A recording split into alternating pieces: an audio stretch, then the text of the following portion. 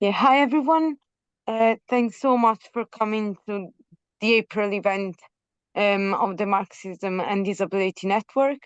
It's really exciting to have with us Roddy, launching the new edition of his book, Disability, a Very Capitalist Condition. And so Roddy will speak for 25 to 30 minutes, and then we will have a 5-minute break, and then the rest of the session will be for discussion, and we aim to finish by 8.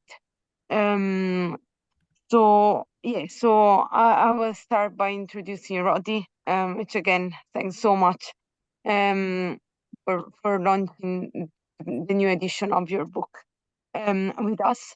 So Roddy works as a senior disability advisor at Imperial College London.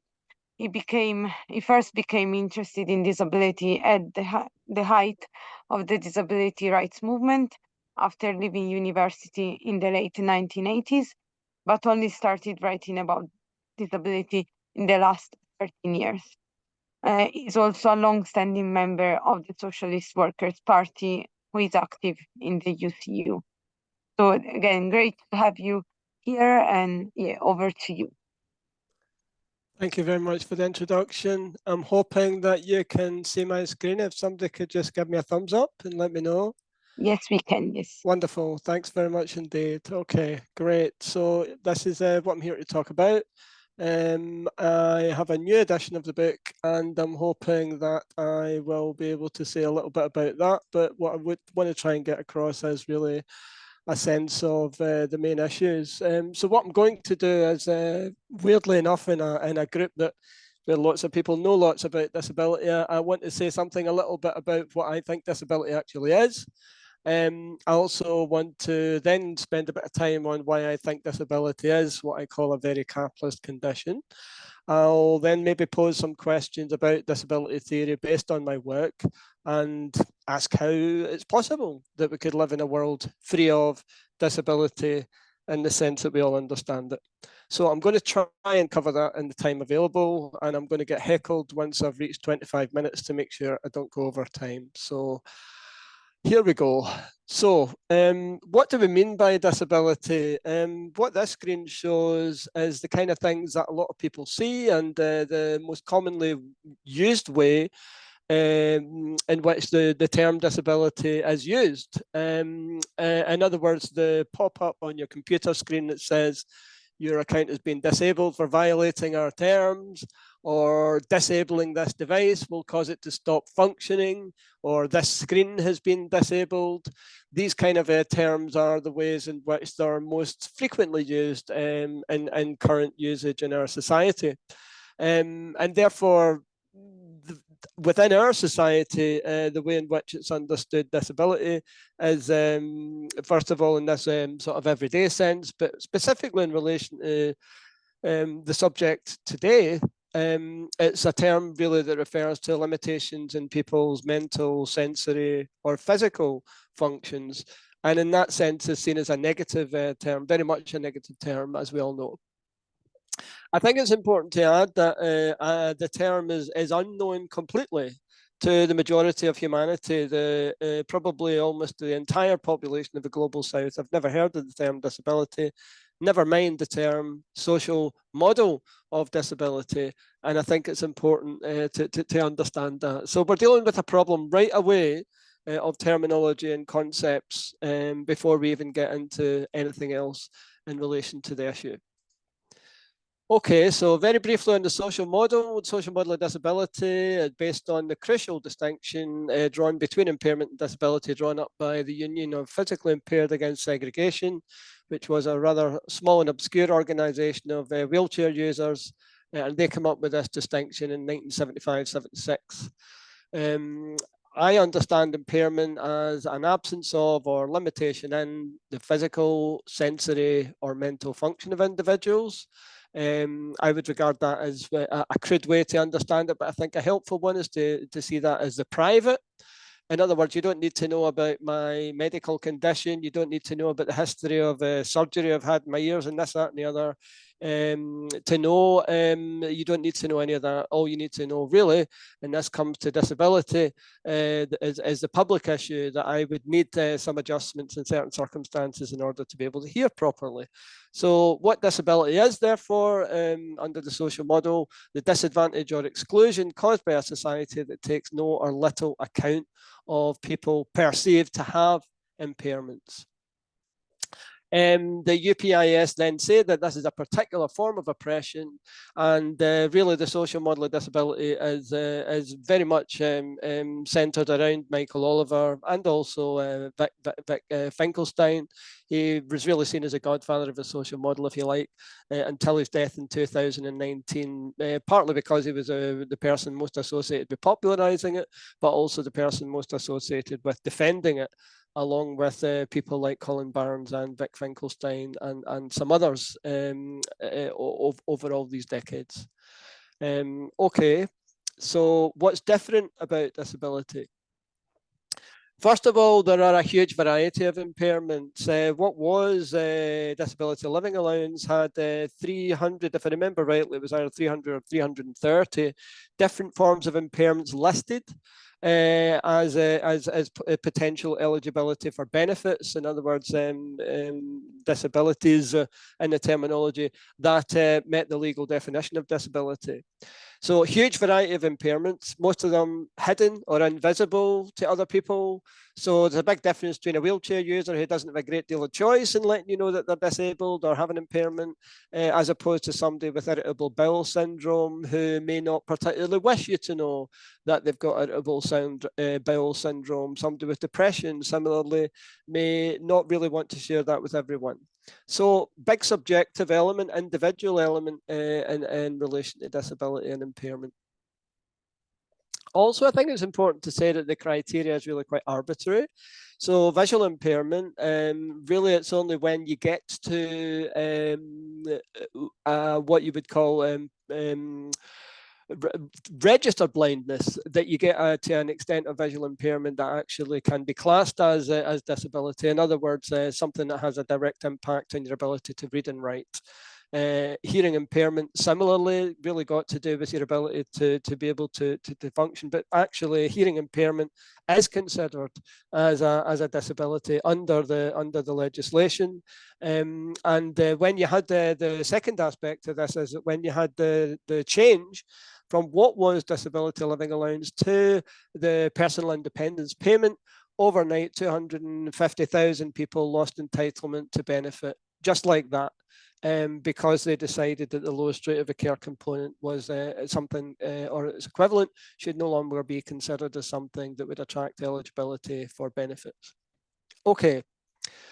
Another thing to say about this is that most people who consider to be disabled under the law don't necessarily see themselves that way.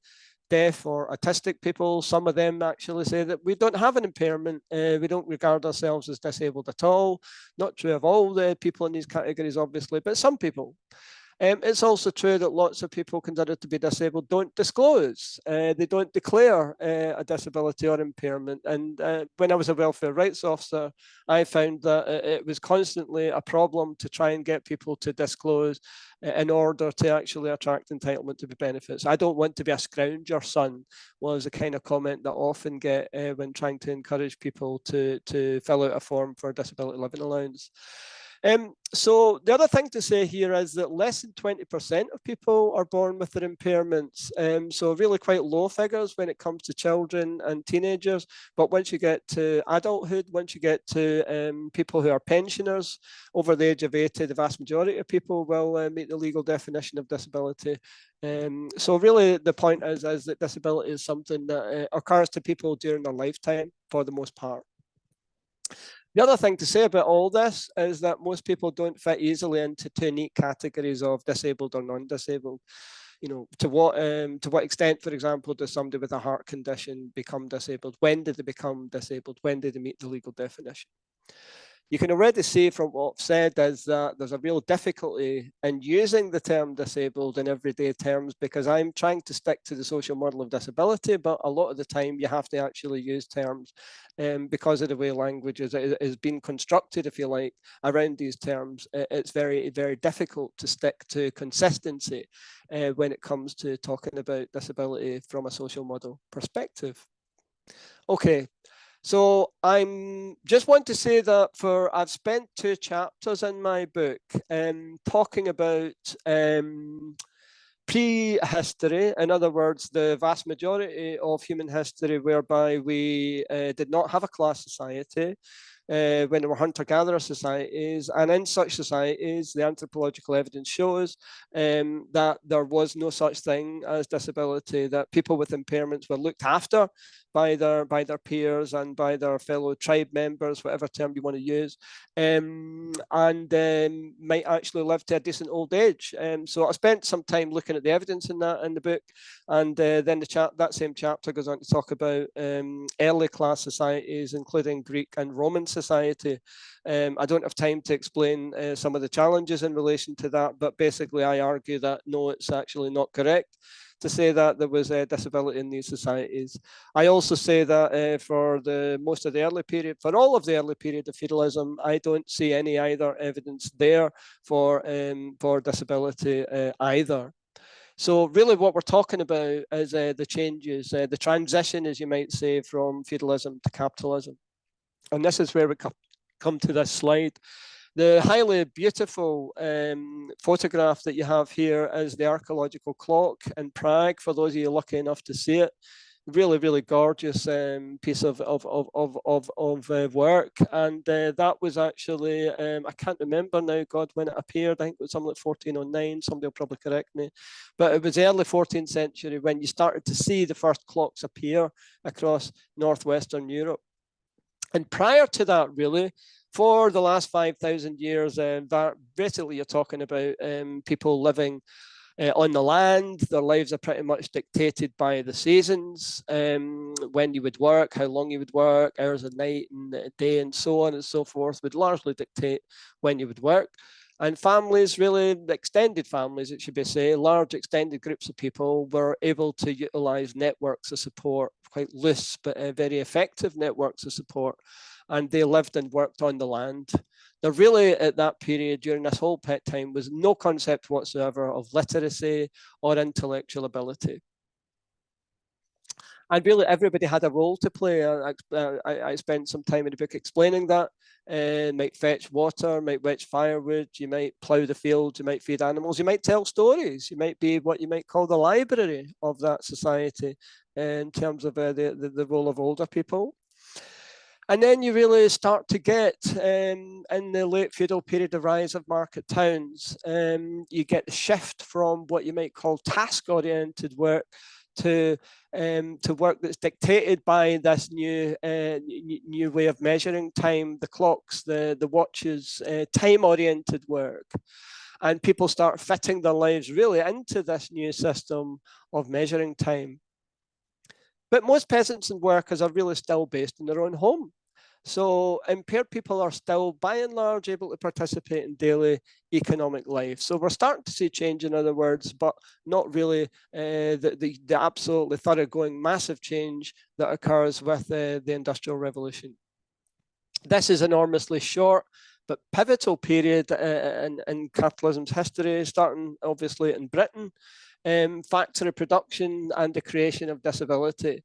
That picture that you're seeing in the photograph really gives you an idea of the kind of conditions that must have prevailed, you know, terrible smog, horrible pollution. The factory towns really spread like an epidemic across the country, and they destroy the feudal family structure, so much so that Marx actually speculated that the family would be destroyed by the rise of industrial capitalism. And what these factories bring in is this highly regimented, complex, measured, and timed division of labor, crucially timed division of labor, really the rise of this tyranny of time in our lives. And we also have really people's ability to work judged by their ability to fit the machinery, if you like, not the machinery to fit people's lives, but that people were judged according to their ability to fit with the new machinery. Those with impairments are now really seen to be unfit if they can't fit these conditions. And lots of people in work often get mutilated by appalling conditions. And you have the rise of, like flossy jaw, if you think about the match women strike in London, or all sorts of other conditions that I talk about in the book, such as Potter's lung that Marx talks about in Capital. And lots of this, of course, is explained in Engels' work and Condition of the Working Class in Britain. And so you have the rise of workhouses and new institutions in the 18th and 19th centuries for what were called the sick, insane, defectives, aged and infirm. These were the categories used. And you have the new professionals coming to prominence who begin to study, categorize, and invent new mental health conditions or disorders. And these people are actually called, weirdly enough, alienists. Was the first term used, the catch-all term used for what became psychologists and all sorts of other mental health practitioners and so forth, as well as people like occupational therapists and so on. These are the beginnings, really, of these that complexity of professions. Okay. Capitalism and disability, then, really what I want to emphasize is that it's the rise of what Marx calls competitive accumulation, that means that really workers lose all control over their own work. What Marx calls labor power, your ability to work, becomes a commodity. And as a consequence, people with impairments become disadvantaged in two crucial ways. First of all, that ability to work, your labor power, is identified as more expensive. And secondly, it costs more to reproduce. The cost of accommodations that might need to be made in the workplace, whether relatively minor or major. It might be things like putting ramps in. It might be things like a sighted assistant. It might simply be different aspects of software in today's society and so on, to assist people with specific learning difficulties or a neurodiverse condition. And what we also see during this period is new concepts of intelligence and normality. The term normal, I explain in the book, really only comes into currency in the English language in the 1830s and 1840s. The norm prior to that was actually a carpenter's square. So it's really an entirely new concept with industrial capitalism. And then we really see later in that same century the rise of eugenics. So what I'm really emphasizing here is a bit different from Finkelstein and Oliver's account, in that it's not just about the technical changes of society, the Industrial Revolution and so on. It's actually about the capitalist mode of production, the way things are produced, the relations between the classes that really condition and shape the way in which disability develops. And so with late capitalism, we see more diverse production methods, we see more diverse impairments, typically speaking, during the pandemic, lots of us got upper back conditions, sore necks and so on, because we're sitting at our computers for very long in our own workplaces, in our own homes, working in less than ideal conditions and so forth and so on. And that's really the situation for office workers today. So instead of broken backs associated with manual work, instead what we're seeing is a lot more stress, a lot more anxiety, a lot more sight problems, migraines and so on, associated with a particular nature of late capitalism's work in advanced capitalist societies. Okay. A little bit on the social cost of labour. Government policy really in Britain is about reducing the numbers defined as disabled, and that means reducing the associated costs. So that means forcing disabled people into work by making life and benefits literally unbearable. so that the genuinely disabled, as the government's terminology, are really only those who can't work more and more. And we also know that it costs a lot more to live as a disabled person, way beyond what disability-related benefits provide. And I've got there the quote from the Disability Price Tag, which was a report done by Scope, the biggest disability charity, which showed that on average disabled households, that is with at least one disabled adult or child, need an additional £975 a month just to have the same living standard as non-disabled households. So you take into account inflation and so on, that cost goes right up to £1,122 per month. An absolutely staggering figure, really. And the important thing about this is, of course, is that governments are imposing more and more of that extra expense onto disabled people, the shrinking of the state and so on, while pretending that it's a good thing. So Andrew Lansley famously sold the NHS reforms as giving patients more choice about gaining and maintaining independence. He said, no decisions about us without us. And of course, we all know that was a lie, but that was a language that they used. So this language of disability rights, in other words, being utilised. So you'll find the social model of disability, for example, on the Prime Minister's website. But in reality, what we're talking about here is what Martha Russell quite rightly called free market civil rights. You can have your rights so long as you can afford a lawyer, etc. Okay. So what does all that really mean for us? I think that that's really to say that nobody's life should be considered worth less because they're seen as less profitable. We resist all forms of oppression. We should resist it and support every fight back. But another aspect to this is that, disabled people, the vast majority of disabled people are very much part of the working class in the broadest sense of the term. 1 in 7 of the UK workforce now, as a report found last year, but still very much a minority in society, and therefore not able to effect major change on their own. And it's also important to say that the disability movement has from the outset, and disability politics has from the outset, been beset by class differences. People who dominate movements of the oppressed have always tended to be middle class professionals and so on. So our argument really is that working class unity should be an absolute necessity in order to be able to obtain the change that we need. So I wanted to just pause a little bit and say what's different about what I've got to say about my writings and disability. I do want to emphasise from the outset that I owe a huge debt to all the people that came before me, particularly Vic Finkelstein, particularly Michael Oliver, later figures like Martha Russell and others who've really written a great deal and developed a lot in terms of Marxist theory in the issue. What I'm trying to do really is to try and plough out, I think, a more rounded Marxist view of disability. One of the questions I think that are raised there is whether about Tom Shakespeare and others who've criticised the social model. Are they right about the social model impairment? Are they right to say that, however much social change and economic change occurred, people would still be disadvantaged by impairment? They would still feel pain and so on.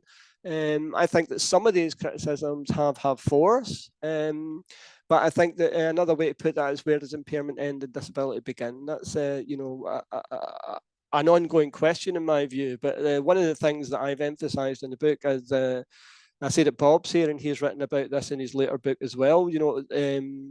Impairment is very much a social thing as well as disability. That is to say that the vast majority of impairment is generated by the society that we live in. It's generated by the capitalist mode of production. It's generated by pollution. It's generated by the climate crisis. It's generated by war. It's generated by exploitation and oppression and poverty and so on.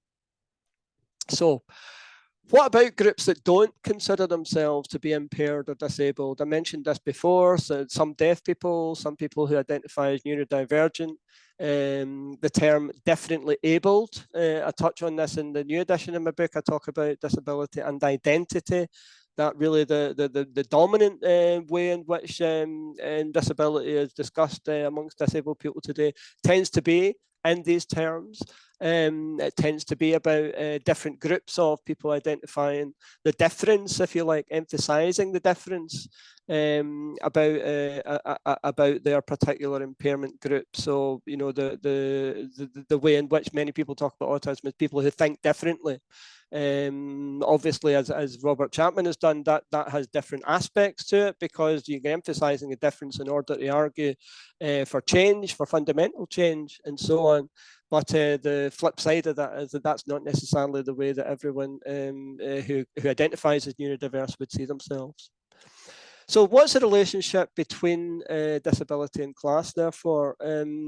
This is something that I think is repeatedly comes up amongst disability activists and writers. Are disabled people really a separate group in society?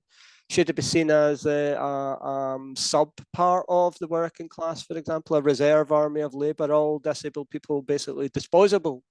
And so on.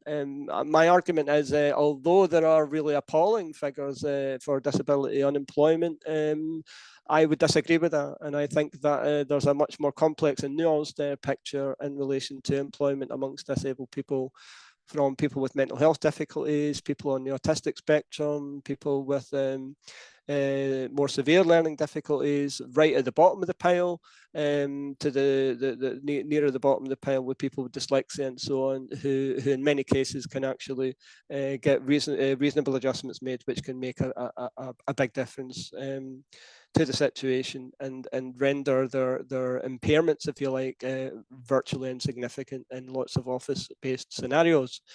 Okay, I don't want to minimize at all the difficulties that lots of people with dyslexia can face, of course, but I really want to get across that all disabled people are not the same. All impairment groups do not face the same degree of discrimination when it comes to the workplace. Deaf people, people who are blind, registered blind, would also be showing the higher rates of unemployment. So is it possible to have a society where disability is a thing of the past?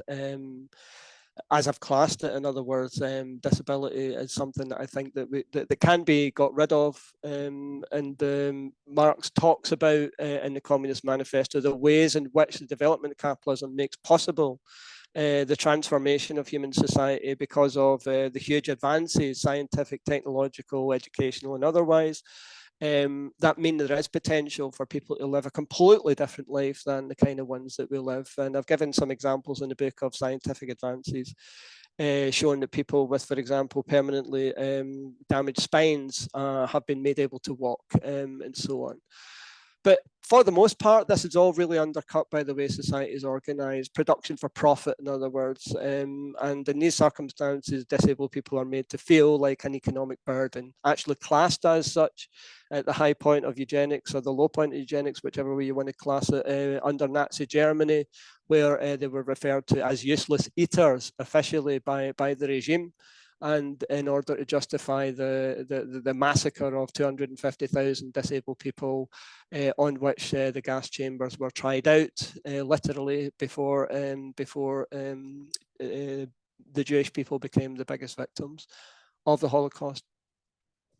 But really, the essence of the problem is production for profit, and I don't need to explain all the symptoms of that. You know, the war, the wars in Ukraine, the massacre in Gaza, the climate chaos, all the different dimensions to the crises of late capitalism.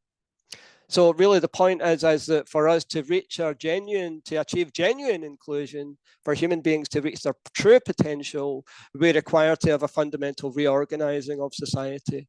And in my view, would there be disability in a socialist society? Well, actually, to some extent there would be, because you don't get rid of class society and all the hangover of the great shit of the past, as Mark talked about it, in people's heads right away. That would require quite a period of transition and so on. But we begin to envisage and see the possibility, I think, of a society where there would be no disability, where we would be talking about a genuinely interdependent society. And I think you have to have that vision of a different world, in my view, based on planning and organising by the vast majority of people. Whereas Trotsky talked about people would divide over schemes for the latest hydroelectric dam or whatever, you know, and that would be what people would polarize and divide over. not some nonsense about what country you're from or what religion you have or other such bollocks that divides people in all terrible and awful ways in our society. So I think it would be based on Engels' classic formulation, that we would be living in a society where it would be from each according to their ability and to each according to their needs. I'll leave it there. Thanks so much, Roddy, and well done. Totally on time. Yeah, so that was amazing. So now we can take a 5 minutes break. Back. Yeah, welcome back. So we can, yeah, we have enough time for questions, I think, and for a great discussion. So, yeah, so in order, sorry, Joanna, I can't remember who. Can you remind me of the order? I saw Rob first, I was second, and then I think Nicola third. Oh, amazing. That's great. Oh, okay, so Rob, please go ahead. Yeah.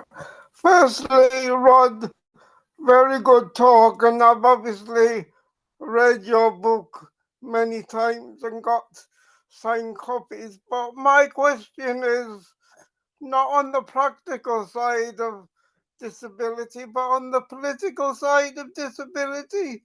How, very simply, how as a movement do we put the fire back in the belly of the movement, because it's become very apathetic?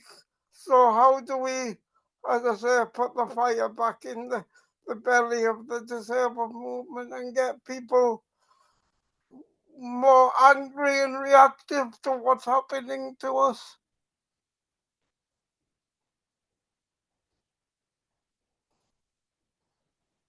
Yeah, Roddy, would you like to answer each question as it comes?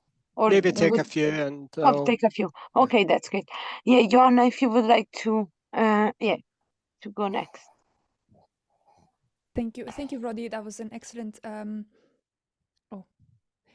thank you, Roddy. That was an excellent presentation. And in relation to your points about class and disability, that's made me wonder about a question that I've had for a while, and I just wonder how you would answer it. So, do we want to create, would it be a good idea for the left and the left in the disabled people's movement to create boundaries around who is disabled and who isn't? So I'm just wondering, for instance, the case of Elon Musk.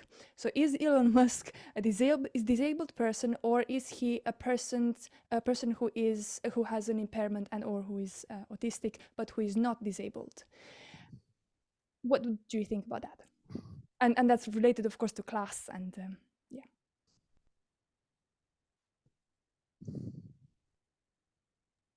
Yes, Nicola, if you would like to go next.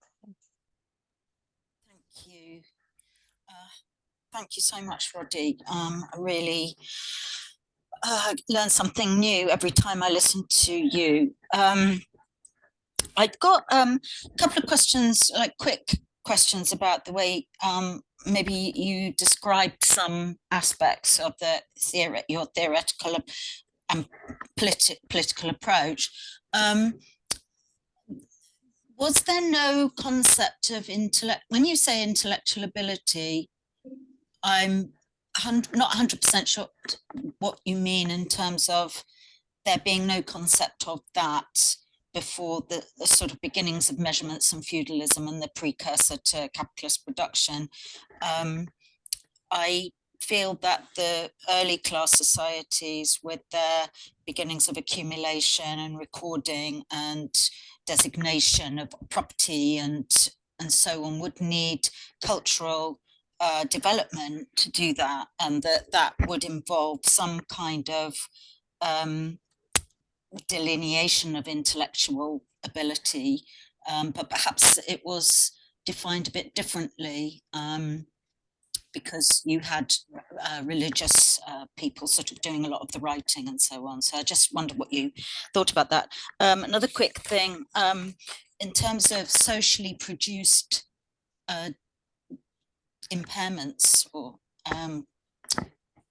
you know, we now have clear zoonotic diseases, which are diseases that have jumped from species to humans and to other species as well, simply because of methods of production, methods of food production, but also methods of resource exploitation, where you know, whole species might be wiped out in a particular forest, and therefore diseases can leap. And that is how HIV came to infect humans in the first place. And we, you know, that's disabling and killing, you know, people. These diseases that have come specifically from capitalist modes of production and exploitation, and profit driven to the point of health and safety being thrown out the window on a global level. And just around as well, adjustments, wonder what you think. For me, as somebody who experiences a whole range of invisible disabilities, which affect my energy and sort of cognitive processing, which fluctuate according to conditions, social conditions, and you know, my social experience and so on. Adjustments, we have a very limited idea of adjustment. So in a socialist society, adjustment, if we ever called it such a thing, would surely be something so much more imaginative and responsive, and also decided upon by the person themselves about what they should have, and not just from a list of things you can have as adjustments. And well, actually what I want is to have a bed that I can lie down and sleep in the afternoon. Oh no, you can't have that. Well, then it's not adjusting to me. And finally, this question of diversity and divergence. As somebody recently diagnosed with 3 neurodivergences, the concept that I felt that in your talk you sort of used neurodivergence and neurodiversity or neurodiverse interchangeably, but neurodiversity, you know, echoes the sort of marketized equality agenda of we want diversity, when actually what they mean is we want some divergent people, divergent racially or gender-wise or sexuality from the norm, to make us look diverse. And actually neurodiversity means we all have neuro, and it's all diverse, and the ways that we think and so on, if they're not if we allow there to be diversity, then we can have neurodiversity. But if it's in comparison with a norm, which capitalism, of course, is the grand master of norms, divergence is from a norm. And if we do away with that, we end up with diversity. And how would what my autism fit in a socialist society? I think I'd be really valued, and I'd be given grants to do big artworks and run around waving things. So anyway, I'll leave it there. Sorry to go on so long. Yeah, I maybe thanks. deal with these 3 Yeah. before we go any further, if that's Amazing. okay. Great, Yeah. yes. Otherwise, I'll be rambling on for too long. Okay. How to put fire back in the belly of a disability movement. I mean, the truth of the matter is that movements of the oppressed rise and fall. And what Marxists do about that is not necessarily going to make a big difference to the situation, which is not to say or minimize the importance of these movements. I think that discussions about, you know, slavery and so on have been completely different since the Black Lives Matter movement. I think the discussions about women's oppression, at least amongst quite large sectors of the population, are quite different since the Me Too movement. I'm not sure it's quite as true of the disability movement, precisely because it's a much smaller and to be honest, more marginal movement, always has been. And there are particular reasons for that associated with the nature of disabled people's discrimination and the extent of the marginalisation of so many disabled people. So that my answer to that is that I'm not really sure we're in a position to influence that. And in any case, I don't think that the main issue for me is to see myself as on the left of the disability movement. My position is to see myself on the left in general, and to have things to say about oppression as a Marxist, as somebody who wants to see, a fundamentally different society. I loved Iona's question. It's a really good one. Is Elon Musk disabled? Well, I mean, I guess, and I guess the answer is, I'm afraid to say yes, he is. Not because he's a nice chap, he's anything but.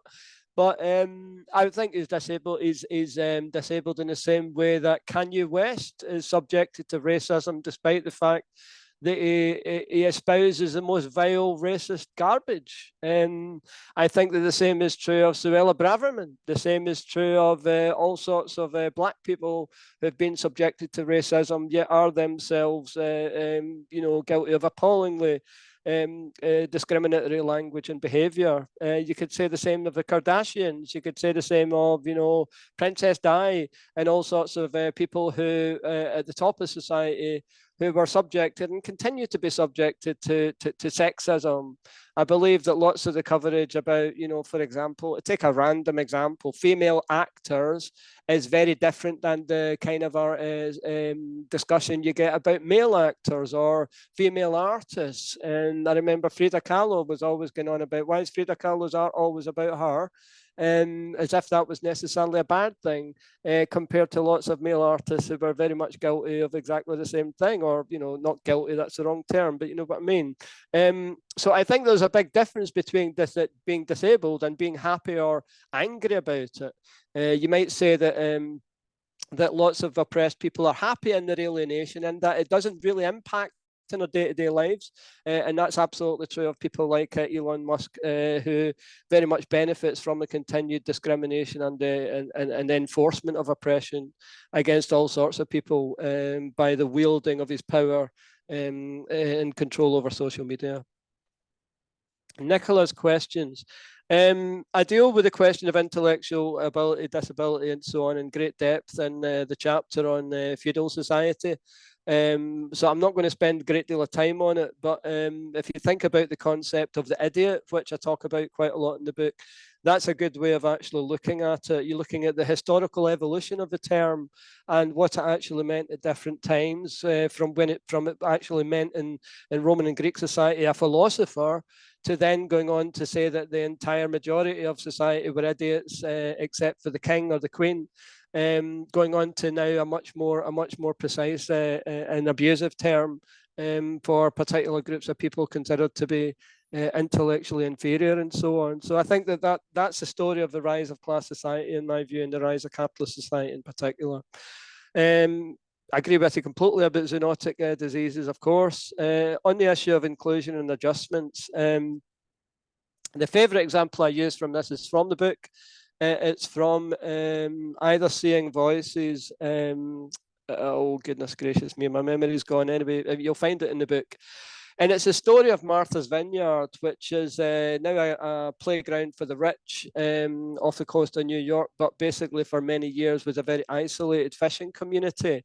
And some of the immigrants to that community, a disproportionately large number of them, were from a small place called the Wheel in Kent. And they had a genetic predisposition to deafness. So a large number of people, in other words, that settled there were deaf. They had sons and daughters and so on who were also deaf.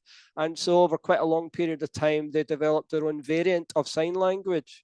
And the person I'm thinking of, Nora Gross, who visited there and wrote a brilliant book about it, she talked to a lot of people on the island, and she said, so everybody's signing, they're talking in the greengrocers or whatever, everybody's signing.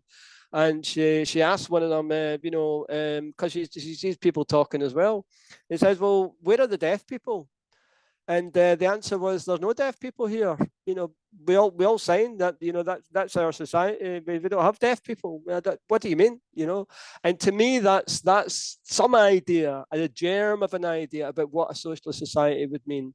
You know, that Engels talks about that in the conditions of English working class. You know, that new people, that young people will make their own. Sorry, the origins of the family. That is, I'm talking about. Sorry, that was where the quote's from.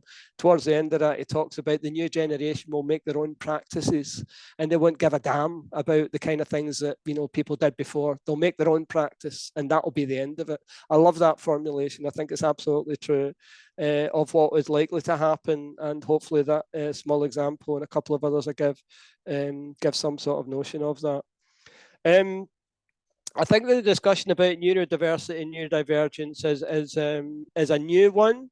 I think it's is a rapidly developing field of discussion, and I think that there's still a lot of variability, to be honest with you, in terms of how these terms are understood. Certainly amongst the students I deal with, I've worked with autistic students and autistic people for a long time now as part of my work, and I don't see the same clarity with regard to the distinction that Nicola makes between these terms amongst people. If anything, I think these are much newer arguments and discussions, particularly put forward by Robert Chapman in his book. I think that much of this stuff is quite new, and I've got my own views on it, but I think that these are things that, you know, maybe another forum could develop, because I think that, as I say, I think it's quite a new area for discussion and development.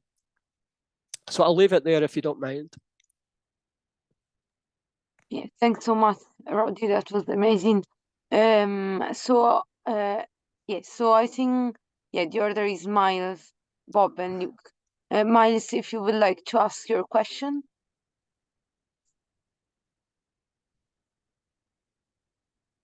Somebody with Miles. Hi. I will let Milo speak, and then I'll translate the question. Okay.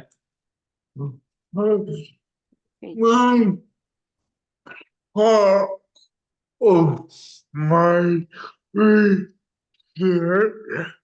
was the alienation as during relationship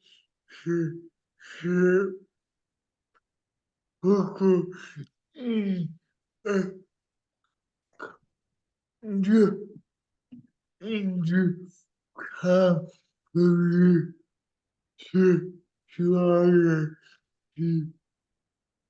where we have to pay for the interest of the carer is always with the interest of the disabled structure.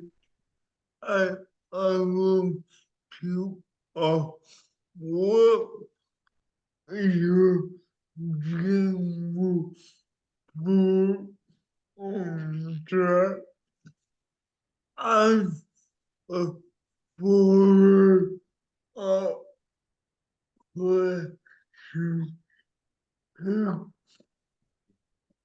was on the community. Of course, the situation is there were fair races for everyone. Would the industry still exist? Okay. So let me finish the sentence, okay?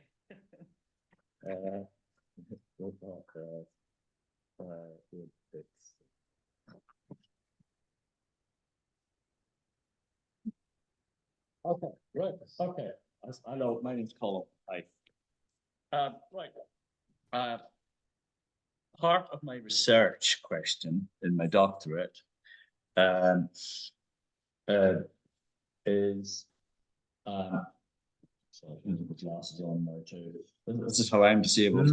But, part of my research question, you know, as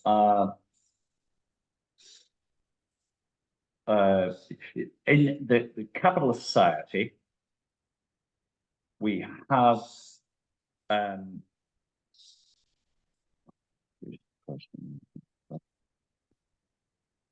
I'm a top note taker for the my handwriting.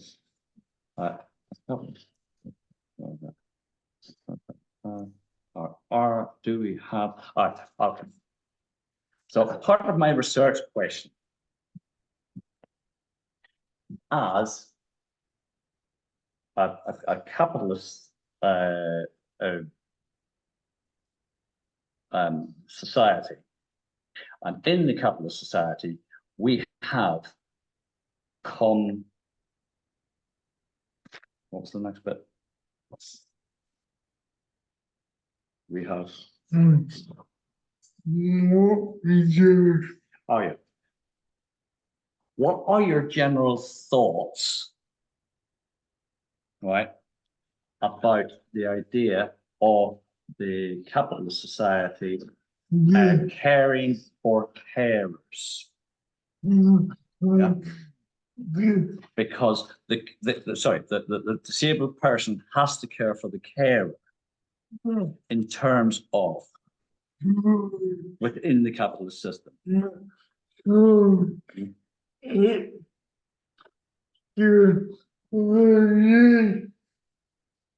Yeah, in terms of the relationship. Oh, right. In terms of a relationship and the idea of alienation.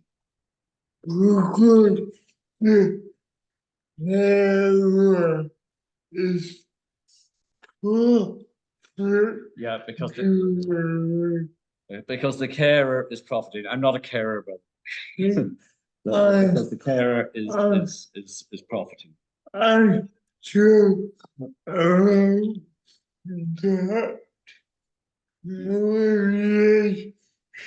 So it's the idea of that relationship within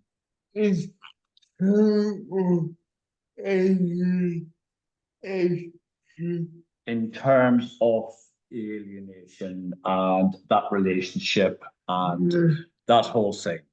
Right. Okay. All right. Now maybe just make sure that I've got the gist of what you're saying, Miles. I'm sorry, Yeah. I've got hearing impairment and Yeah, I don't hear quite okay. as well perhaps as other people. So I should just maybe try and clarify what it is that you're asking me. I think that you're asking me about the nature of care and caring for disabled people under capitalism and the way in which that's shaped by the nature of capitalist society, and that's an alienated relationship. It's a relationship which is conditioned by profit. I presume that's what you're asking me about. Yeah. Thanks. Lovely. Okay. Saying yes. Yeah. All right. Shall I maybe try and deal with that before we go on? Because if you don't mind, thanks very much, Chair. Yeah. If I could. I think that this is a deeply problematic issue, and part of the reason for it is that let's just pause for a minute and think about the slogan, a very important slogan of the disability rights movement, and that is that's about independent living, right? How can you have independent living in a genuine sense if you rely on other people to provide care and support for you in order for you to be independent, right?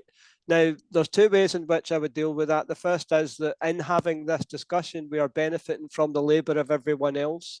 The people that built these computers, the people that developed language, the people that developed literacy, the people that built the glasses that we're wearing, all aspects of our communication and our day-to-day lives are conditioned and shaped by the labour of other people. So we are an interdependent society, but that relationship is hidden from us, so that all the time we are taught and conditioned to believe that our struggle is one against other people for exams, for benefits, for jobs, for housing, for everything in life. The idea is it's a war of all against all, as Hobbes put it, right? And I think that that's a very important way in which, from the cradle to the grave, if you like, we are taught to assume the character of human relations. And I think you're absolutely right to use the term alienation, and Marx used that in a very precise way. For me, Marx's term wage labour is a refinement of his term alienation. That's a controversial argument, but that's my opinion on it. I think that it's a more economic phraseology for a philosophical formulation. It's exactly the same thing, because alienation, in the heart of alienation, is all about the whole question of wage labour and the way in which it doesn't belong to us, that the labour we do stands as something alien and hostile to us, and so on and so forth, and the way in which relations, in other words, between human beings are distorted and undermined in any genuine sense of the term. So I think that the relationship between carers and disabled people is a deeply alienated one. Yes, absolutely, I do. And however, we shouldn't forget or minimize the importance of both parties trying to treat each other like human beings. Obviously, it makes a difference if you do. If you genuinely care about the welfare of the individual on either side of that relationship. The problem is, of course, is that the disabled person is the owner of that person's labour, formally speaking. That's the way in which the carers, the care relationship is gent by the individual packages of benefit that councils administer now. So that's one side of it. The other side of it is the carer's allowance, which again doesn't belong to the person who the caring is for, but rather to the family or the person who's doing the caring. So really the problem with this is the privatized nature of all these things, the way in which the money and the way in which in class division society animate and drive and distort our relations in a multitude of different ways. And I think that the care and caring relationship, which Vic Finkelstein wrote about quite a long time ago, I think is one which is absolutely shaped by capitalism, and is a very good example of the way in which our relations with each other are disembodied and distorted and divisive in terms of how people relate to each other. I hope that goes some way to answering your question, Miles. Yeah. There was a second question that Milo asked. Is that basically under socialism, if there was fair wages, would disability still exist? I'm sorry, I didn't hear that. You're not quite close enough to the mic. Sorry. No. All right. If there was fair wages, would alienation still exist? I don't think you can have fair wages under capitalism. It's as simple as No, that. but So I think socialism. we're always going to have alienation. But under socialism, do you think? I think socialism is the beginning of the end of class society, and as such starts to deal with the nature of alienated relationships. Yes. Sorry.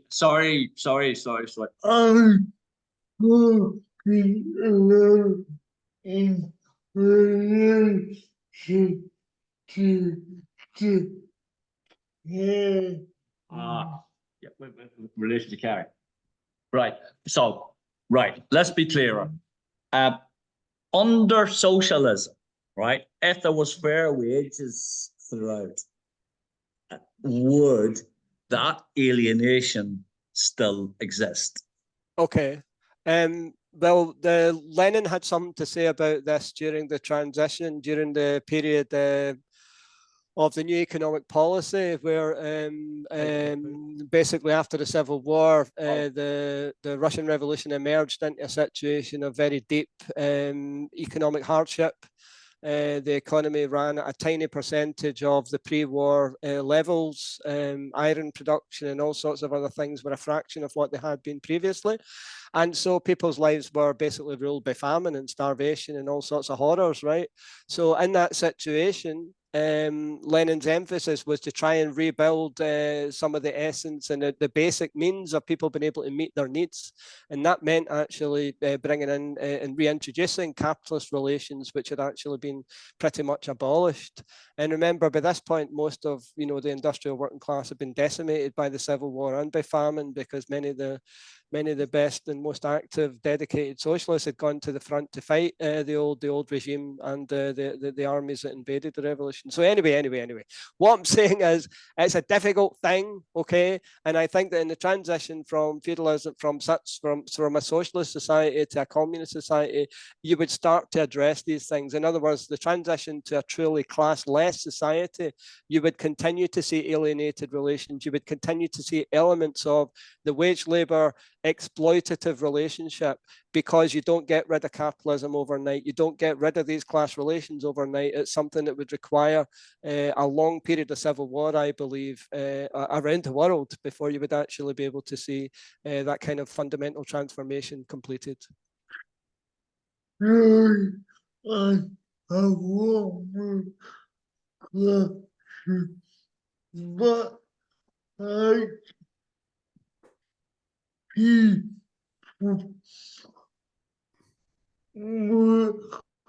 I think people will still have a very interest on the community.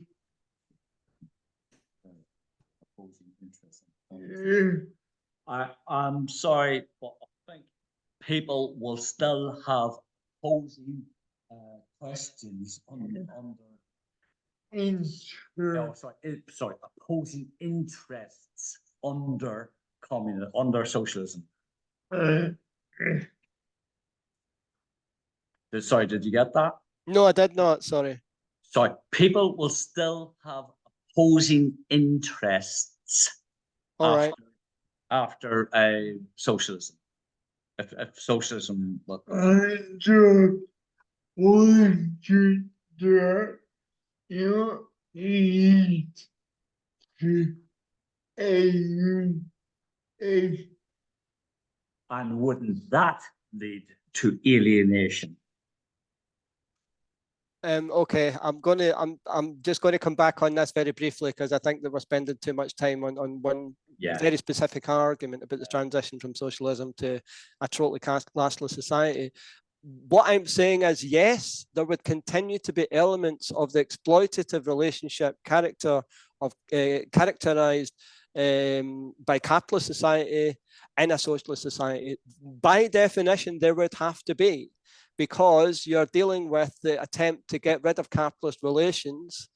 And until you have the completion of the destruction of the power of the old exploiting class, you are going to have to continue to need to use money, for example, to use exploitative relations, even while planning and organizing, for example, what's going to be provided, making sure that the basic needs of everybody in the society are met.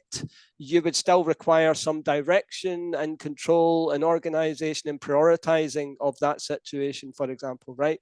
So I think that there would still be specialists, there would still be hierarchy, there would still be differences. But I think that the difference is that all of this would be subject to the debate of a society in which the vast majority of every cook shall govern, as Trotsky put it, right? I think that that's the difference, right? You're talking about a situation where ordinary people, for the first time ever, have a say in the decisions of society. That's what I'm talking about. I think that the divisions in society would be over fundamentally different things, not over immigration controls, but instead over, do we need a new hydroelectric dam here, or do we need this field irrigated, or do we need to rewild this river, or whatever it might be, that kind of thing.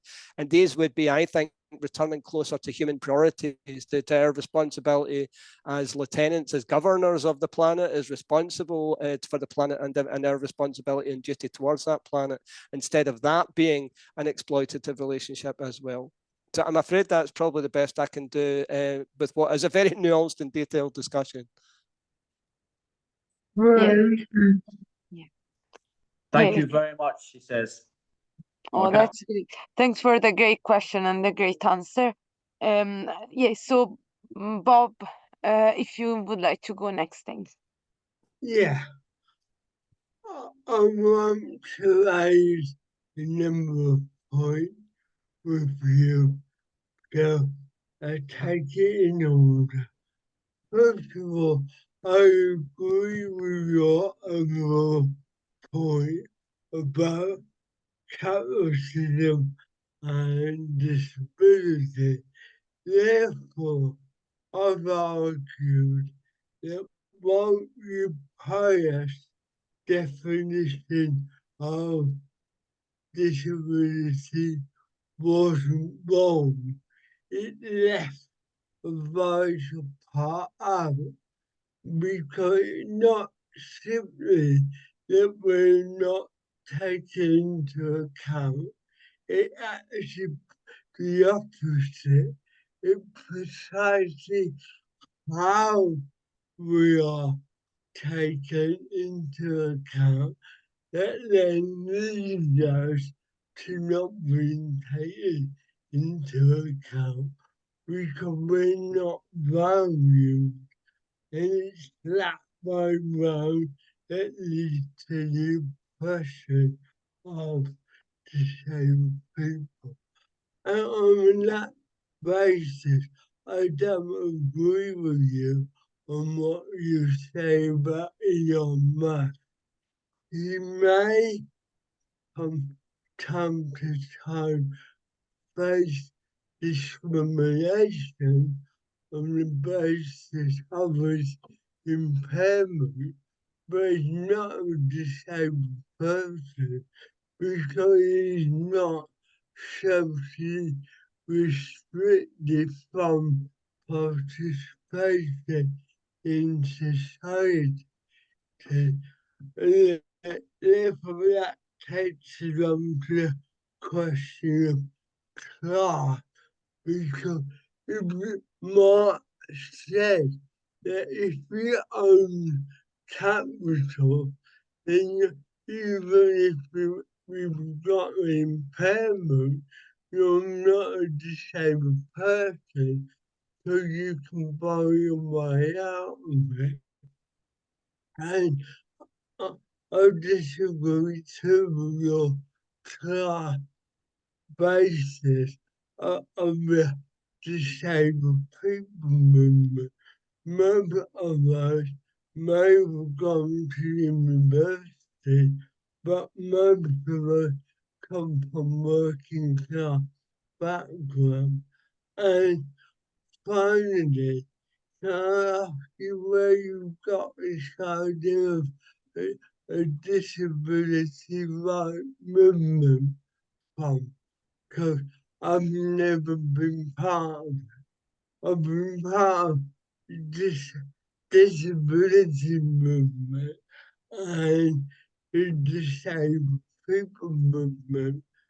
To me, the disability right movement is something that has crept into our language post 1995 and were introduced by the right-wing reformist element within the movement who accommodated neoliberalism. So the only way we could talk about disability rights outside of what Marx and Russell said, if we see disability rights as rights which are in opposition to disability, not legal rights, but political rights in struggle. Yeah, thanks, Bob. Great question. Roddy, would you like to answer Sure. Bob's question? Or Yeah, and thanks very much for these points, Bob. I think I probably agree with you about Elon Musk. I think that's I think that's an accurate point to make. and that he's not a disabled person, even though he's subject to disability discrimination. I'm not quite sure of it, to be honest, because I think it's quite a fine point to debate. But I think that nevertheless, the point is that I've made in general is correct, which is that people who are subject to oppression may actually be the architects of that oppression at the same time. And I think that's a very important point, I think, on which we very much both agree. So on the finer point, more than happy to concede the thing about somebody who's not a disabled person, even though they can be subject to disability discrimination, because I think it really doesn't change the essential point. On the disability movement, I think we do have a disagreement. I think that it's not the case that most people in the disabled people's movement were Marxists or were part of a conscious understanding that they were out for a fundamental change to society. Instead, that they were about being treated more equally, looking for better benefits, looking for reforms, which were going to mean that they would have the opportunity to be able to challenge discrimination and so on. I think that that's what the vast majority of people that were involved in the disabled people's movement were motivated by.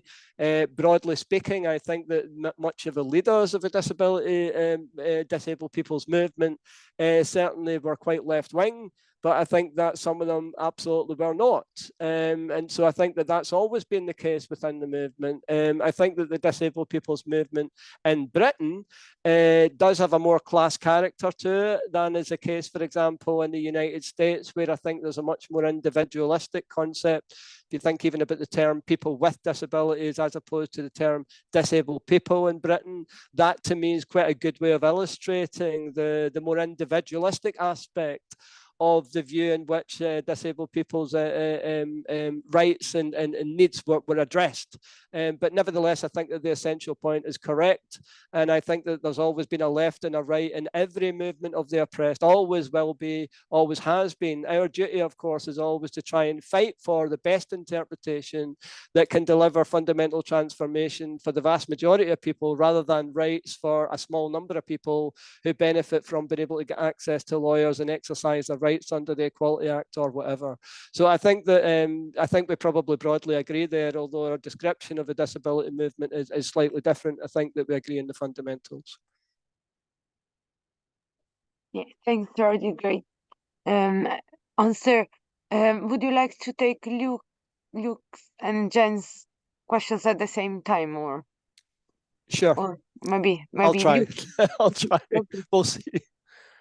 Well, actually, I get to flap my gums pretty much every month, and I don't think Jen does. So, Jen, do you want to go first, and then we'll see if there's time for me afterwards?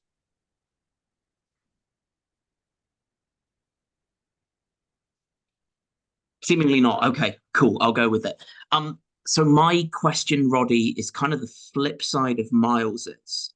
I really enjoyed and agree with your claim that disability exclusion begins earlier than the industrial period. And luckily for both of us, so does Finkelstein.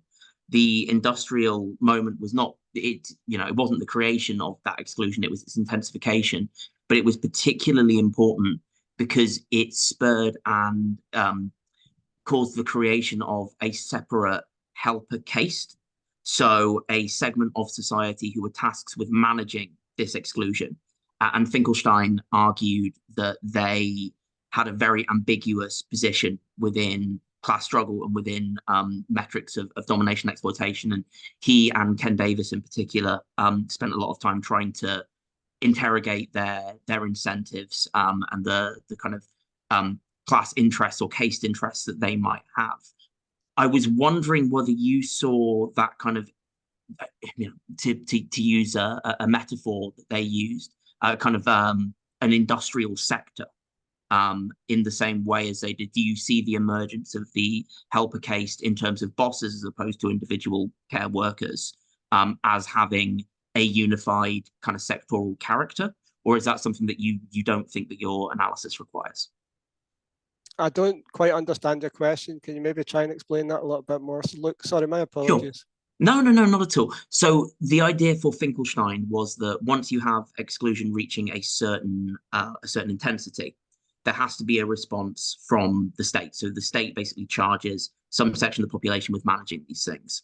That sector of the population has a really ambiguous position within social reproduction.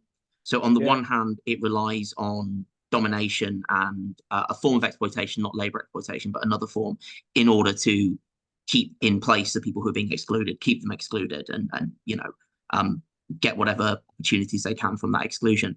On the other side, they're rent seekers of increasingly diminished rents. So they're politically very, very volatile. And they thought that there was a unified character, a unified set of sectoral interests for this group from the industrial period onwards, which changed with the value composition of capitalism and changes in labor processes, supply chains, that kind of stuff. But they saw there basically only being a certain number of moves in the game. And they saw those guys as the immediate antagonists of a social movement pending, socialist revolution. I was wondering whether you saw a similar kind of relevant actor to disabled people in that kind of sectoral sense in your analysis as they saw in theirs. Yeah, I think this is a really good point. You might draw an analogy with the role of clerks in Marx's early work, banking clerks where, they went around in top tails and so on and so forth, seen as very privileged. And that sector of society, even by the time we get to Lenin's writings, Lenin, the Russian revolutionary, not the musician, was talking about an aristocracy of labor, right? So in other words, there was seen to be this, even if you think about Red Clydeside, right? Red Clydeside, for a lot of people think, Red Clydeside, the root of Glasgow's, can red to the bone and all the rest of it. The truth is that if you look at some of the pictures of Red Clydeside, the printers and the engineers wore three-piece suits. They were people who were actually, really quite well off and so on, because their levels of organization and power enabled them to get to quite a point in society. Now, I don't think that's the same as what you're talking about. However, I think that what you're talking about is what Eric Olin Wright calls contradictory class locations, right? Or we might now talk about the new middle class, right? In other words, you're not the primary motor of exploitation, but you have a role. You could call me part of the new middle class because I manage the work of a team of disability advisors. Yet I'm also the senior caseworker, right? So I still continue to do the same work as everybody else, but at the same time, I've got supervisory responsibilities. So I'm not a big bad bastard boss, but I'm still a boss, right? But I'm also a worker. And neither do I drive the circumstances within which we all work, but instead they're driven by the imperatives of an increasingly market-driven education sector, etc. So, the point is, and with all these analogies, I think, is that these people are both the subjects and the victims of an increasingly class-characterized society. And I think that that's what Finkelstein is getting at. I think that he's talking about a situation where people, if you like, mediate the class contradictions. Teachers were seen as similar. Talk about teachers being the people that help reproduce the characteristics of class society. Well, yes and no, because as we know, teachers are now, a really important part of the working class and organise big strikes and so on, and lots of popular support and so on when they do so, because people see them as being a really important part of educating working class people, and by and large side with working class people, as opposed to what would have been the case when the first schools were founded, when they were seen very much as a privileged layer in society and so on.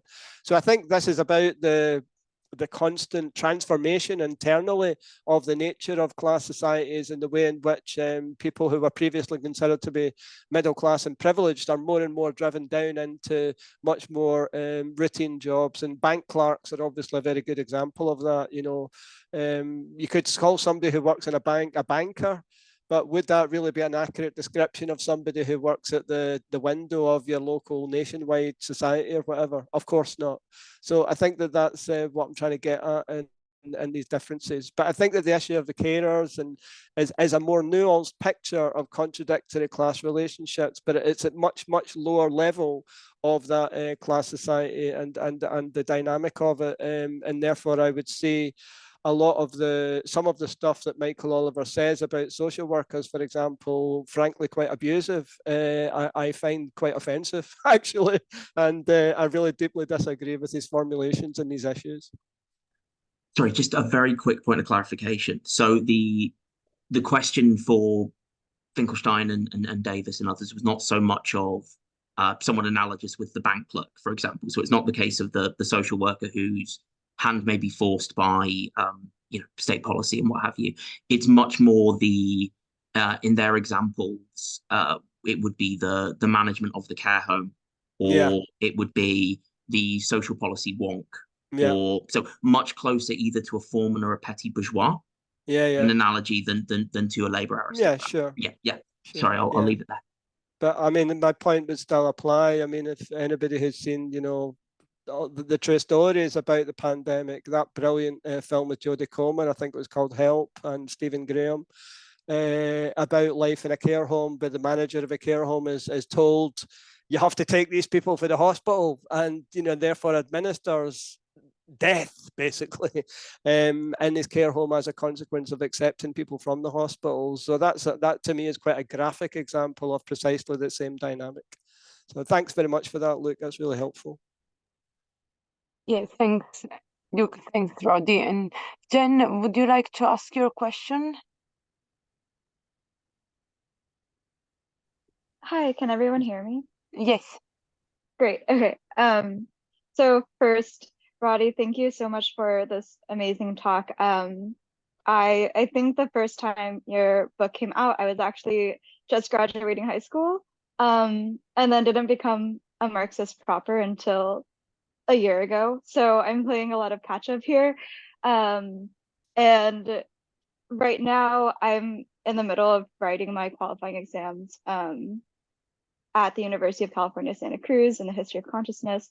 And I'm writing on the social domination of health, and something that, which is to say, I'm very focused on what you could call the core logic of capitalism. And something that I have run into a bit of a conceptual stumbling block that you kind of pointed out is this idea of the labor power of disabled people being more expensive. And labor power is something that I have focused on much too much. But so I'm wondering if you can talk a little bit more about this, contextualized in the sense of is it really more expensive if labor power is, this abstracted form of labor used in these indiscrete units, quantifiable units, firstly. Secondly, if we're talking about socially necessary labor time, and how certain, let's say like a coat, this is going to be super simplified. So if it takes 5 hours of socially necessary labor time to produce this coat, and it takes someone else 10 hours, but when both coats end up at market, the 10-hour socially necessary labor time imbued coat, or I guess it would be the labor imbued in that 10 hours, the 10 hours of labor time imbued in that coat, will not be, the price of that coat will have to reflect the price of the 5 hours of labor imbued in that, socially necessary labor time produced coat. So let's say the 5 hours is the average. In that sense, sorry, this is really rambly, but so in that sense, the person who it takes 10 hours to produce the coat, they're not actualizing the full value of their labor because of the coat's price having to reflect and synchronize with the price of all the other coats produced at socially necessary labor time. So in that sense, in terms of the labor power of a disabled person, so it takes me twice as long to grade papers and put them in to gradebook, etc. Is that really more expensive for the university to to hire me in this way, or am I really just not actualizing the full value of my labor, considering all the mechanisms I have to go through in order to justify, overtime, and all that. So, yeah. Brilliant question. And there's no way I'm going to be able to do it justice, because economics, as I'll share it with you, frankly, not my strong point. However, I'll try and answer it in this way. And what I think is characterizes Marx's approach to labour is a recognition of difference from the outset, right? I mean, what's a labour theory of value about? It's about understanding that people have different capacities and skills and so on when it comes to labour. When it comes to producing things, that people have different skills. You know, my ability to produce a ballet performance is non-existent, all right? If you compared my ability to run 100 meters with Usain Bolt, then it's non-existent. But if you compared my ability to run 100 meters with somebody who has no legs, then it's pretty good. However, if you compared it to Oscar Pistorius or somebody else is similar, right? Then I'm sorry, but I would be beaten out of court. Why? Because actually you're factoring in the reality of modern capitalism, which is the use of assistive technologies and all sorts of different levels inside a society. So how do you work out the individual performance of a dyslexic worker who uses a computer at work every day with a spell checker, compared with somebody who's writing by hand, you know? On the other hand, dyslexia and dyspraxia or ADHD or autism never existed prior to the rise of capitalism. Why? Because most people didn't have to read or write and didn't have to do all sorts of the other things that capitalism requires of us. So I think that it's important to go from the concrete to the individual and back to the concrete again. What I mean by that is that for your university to work out that you are less efficient as an individual worker is an incredibly difficult thing for them to do, because the level of specialization at which you work at, for one thing, and the degree to which you may or may not be the same as somebody who's still working at 65 years old and maybe isn't quite as sharp as they were when they started working at 30 years old in that same profession. How do you make that comparison? So I think that there are many, many ways in which you can deal with these arguments, and dealing with it on a simply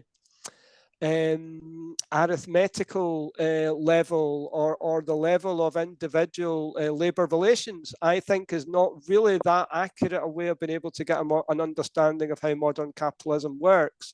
And to be honest, this is a difficulty that keeps accountants and all sorts of, rather frankly horrible people awake at night. The bean counters, as we call them, right? One of my favourite movies is a movie called Class Action. Gene Hackman and Mary Elizabeth Mastrantonio are in it. You've probably seen it. You're probably far too young to have seen it, sorry. But anyway, basically in this film, it's about a car company.